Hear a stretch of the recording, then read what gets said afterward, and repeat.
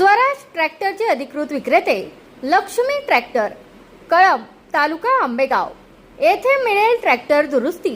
संपर्क कानडे बंधू। लक्ष्मी ट्रॅक्टर, भक्कम ताकद, भक्कम विश्वास। आंबेगाव तालुक्यातील महाळुंगे पडवळ येथील जिल्हा परिषद प्राथमिक शाळेत शासनाच्या मॉडेल स्कूल योजनेअंतर्गत झालेल्या विकास कामांबाबत गंभीर प्रश्न उपस्थित करण्यात आले आहेत। हुतात्मा बाबू गेनू युवा प्रतिष्ठानचे अध्यक्ष बाबाजी चासकर यांनी आरोप केलाय की सुमारे 44 लाख रुपयांच्या कामांमध्ये मोठ्या त्रुटी आहेत। त्यांच्या म्हणण्यानुसार नव्याने बांधलेल्या स्लॅबमधून पावसाचे पाणी थेट वर्गखोल्यांमध्ये गळत असून विद्यार्थ्यांच्या सुरक्षिततेचा प्रश्न निर्माण झालाय। काही खिडक्या निकृष्ट दर्जाच्या असल्याने त्या कोसळण्याची भीती व्यक्त करण्यात आली आहे। तसेच देणगीदारांनी दिलेले संगणक पावसाच्या पाण्यामुळे खराब होऊ नयेत म्हणून झाकून ठेवण्याची वेळ आल्याचा आरोपही करण्यात आलाय।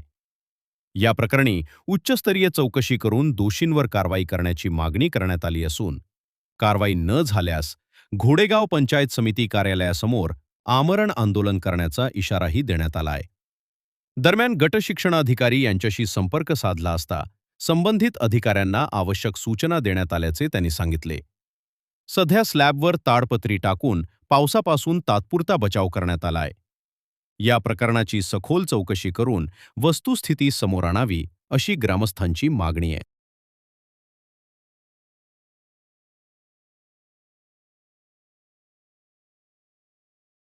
आता तुम्ही महाळुंगे पडवळच्या जिल्हा परिषद शाळेमध्ये मॉडेल स्कूल आहे पाहण्यासाठी आले आणि त्याच्यामध्ये स्लॅब गळतोय असं निदर्शन झालं। काय प्रकार घडला? खरं पाहायला गेलं तर हे महाळुंगे पडवळगाव हुतात्मा बाबू गेनूंचं जन्मस्थान, या ठिकाणी शिक्षणाची गंगा 1869 साली 150 ते 125 वर्षापूर्वी या जिल्ह्यातील एकमेव या गावात पोहोचली आणि शिक्षकांचं गाव म्हणून परिचित असलेलं आणि अधिकाऱ्यांचं गाव म्हणून परिचित असलेलं हे महाळुंगे पडवळ गाव, परंतु शिक्षण आणि या शिक्षणाबरोबर सरकार जे आज पाहत आहे शिक्षणाचा विकास करणे, सरकारी शाळा आहे त्यांचा विकास करणे, त्या ठिकाणी विद्यार्थ्यांची संख्या वाढवणे आणि महाराष्ट्र शासनाच्या शिक्षण विभागाने राज्यात काही शाळांची मॉडेल स्कूल म्हणून निवड केली आणि प्रत्येक शाळेला कमीत कमी 50 लाख ते 1 कोटी रुपयाचा निधी हा शाळेच्या पटानुसार देण्यात आला आणि या महाळुंगे पडवळगावची जिल्हा परिषद प्राथमिक शाळा हिला राष्ट्रपती पदक मिळाले, अध्यक्ष चषक मिळालाय आणि मॉडेल स्कूल आणि गुणवत्तापूर्ण शाळा, गुणवत्तापूर्ण शिक्षक। परंतु ह्या मॉडेल स्कूलच्या जमान्यामध्ये या शाळेचं जे 44 लाख रुपयाचं काम झालं, आज हा सर्वत्र महाराष्ट्रात पहिला पाऊस पडत आहे आणि या ठिकाणी नशीब पुणे जिल्ह्यातल्या सर्व शाळांना या ठिकाणी सुट्टी दिलेली आहे।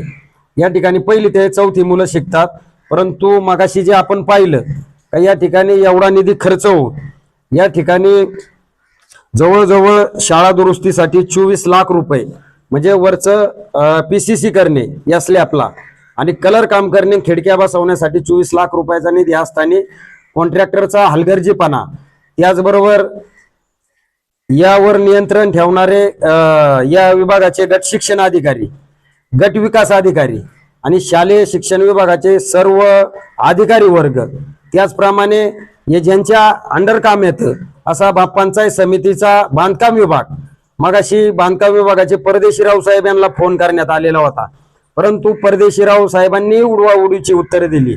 बीडीओ मॅडमला फोन केला, बीडीओ मॅडमला हाय ती परिस्थिती सांगितली का या ठिकाणी आज जर मुलं शाळेत आली असती तर मुलांना पाण्यात बसावं लागलं असतं।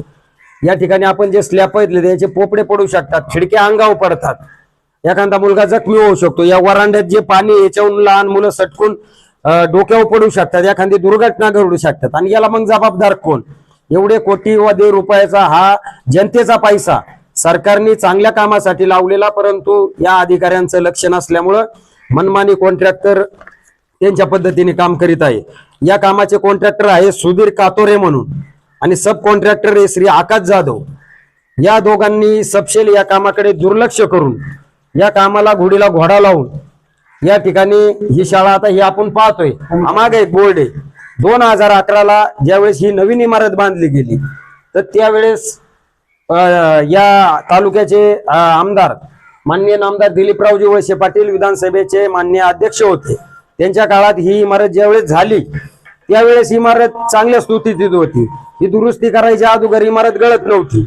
परंतु आज इमारत एवढी मजबूत असताना मॉडेल स्कूलचे एवढे पैसे टाकून ही शाळा गळती, याच्या खिडक्या पडत्यात आणि अजून काम तर पूर्ण नाही. कॉन्ट्रॅक्टर सांगतोय का आम्ही वरती कागद टाकू, आम्ही तज्ञ बोलावले, परंतु हा स्लॅब काय गळायचा थांबणार नाही.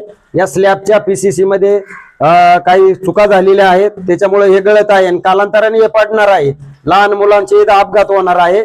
आमची प्रशासनाकडे एवढीच मागणी आहे का हे संबंधित जे कॉन्ट्रॅक्टर असतील, जे संबंधित अधिकारी वर्ग असेल, हा ज्यावेळेस दुर्लक्ष करतो, जनतेचे पैसे असे नासवण्याचं काम करतो. आमची प्रशासनाला एवढीच विनंती आहे का या एकतर संबंधितांवर कारवाई झालीच पाहिजे आणि हा जनतेचा जो पैसा व्यर्थ आणि लहान मुलांच्या जीवाशी खेळतात.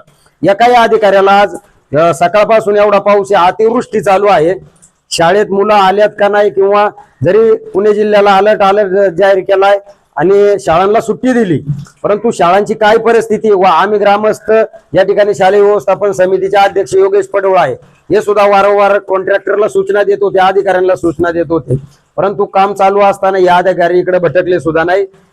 आणि अक्षरशः अधिकाऱ्यांकडूनच खरं पाहायला गेलं तर दुर्लक्ष झालेलं आहे.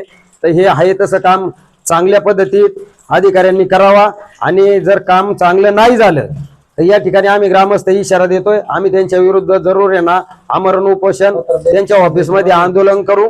याचं लिकेज थांबलं पाहिजे. हे चांगल्या पद्धतीत काम ग्रामस्थांनी जसं त्यांना काम सुचवलंय तसं काम पूर्ण झालं तरच आम्ही थांबू, नाहीतर आम्ही संबंधित शिक्षण विभाग असेल, संबंधित बांधकाम विभाग असेल आणि जिल्हा परिषदेचे मुख्य कार्यकारी अधिकारी असतील यांच्या विरोधात आम्ही त्यांच्या दालनामध्ये आंदोलन करू. हे ग्रामस्थांकडून आम्ही ग्वाही देतो. या ठिकाणी काही ग्रामस्थ म्हणताय जे कॉन्ट्रॅक्टर होता त्याची कॉन्ट्रॅक्टरची माणसं होती आम्हाला ती मध्ये नव्हती, त्याच्यामुळे हा प्रकार घडला.